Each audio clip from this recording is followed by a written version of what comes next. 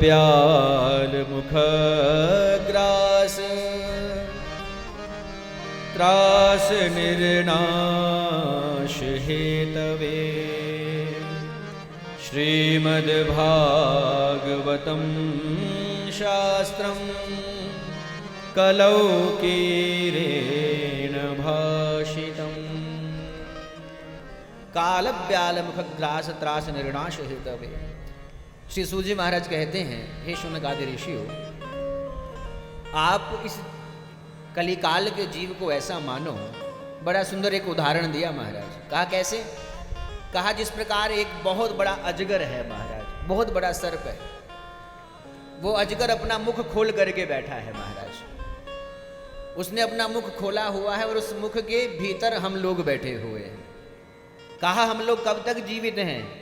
जब तक उसने अपना मुख बंद नहीं किया महाराज। जैसे ही मुख बंद किया, गोविंदाय नमो नमः, पता नहीं चलेगा क्या हुआ महाराज। शरीर को उठा करके डॉक्टर के पास ले जाएंगे, क्या हुआ? डॉक्टर कहेगा महाराज आप लेट हो गए, ही इज नो मोर।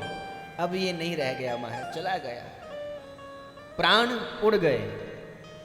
हम महाराज जब तक जीवित रहते हैं कितना अभिमान करते हैं अपने ऊपर। हम बड़े स्वरूपवान हैं, बड़े विद्यावान हैं, लेकिन जैसे ही प्राण निकलते हैं तो हमारा परिचय समाप्त हो जाता महाराज। हम कोई क्यों ना हो, क्या कहते हैं? बोले ये बॉडी को ले आओ महाराज। फिर ये केवल बॉडी रह जाती है, शरीर रह जाता है, मृत शरीर रह जाता है, नाम भूल जाते हैं महाराज। कोई किसी का नाम याद नहीं रखता महाराज।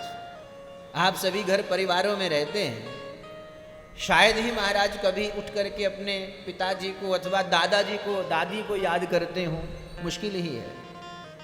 दादाजी तक तो हो सकता है याद भी करते हो, नाम भी याद हो, लेकिन परदादा को तो बिल्कुल कोई याद नहीं करता होगा महाराज। तो जैसे उनकी गति हुई वही गति हम लोगों की भी होगी महाराज। आगे आने वाली पीढ़ियां एक दो पीढ़ी केवल स्मरण करेगी, यदि करेगी तो उसके बाद कोई नहीं किसी को पूछेगा महाराज। जो घर में फोटो भी रखा होगा पता नहीं कहाँ नदी में फेंक दिया जाएगा महाराज, कोई नहीं जानता है। ये इस शरीर का होना ही होना है हाल महाराज, कोई चाहे न चाहे। तो सूत जी महाराज कहते हैं, काल रूपी ब्याल के मुख का हम सभी ग्रास बने हुए हैं। यदि हम अपना कल्याण चाहते हैं तो हमारा कल्याण एकमात्र श्रीमद्भागवत महापुराण से ही हो सकता है।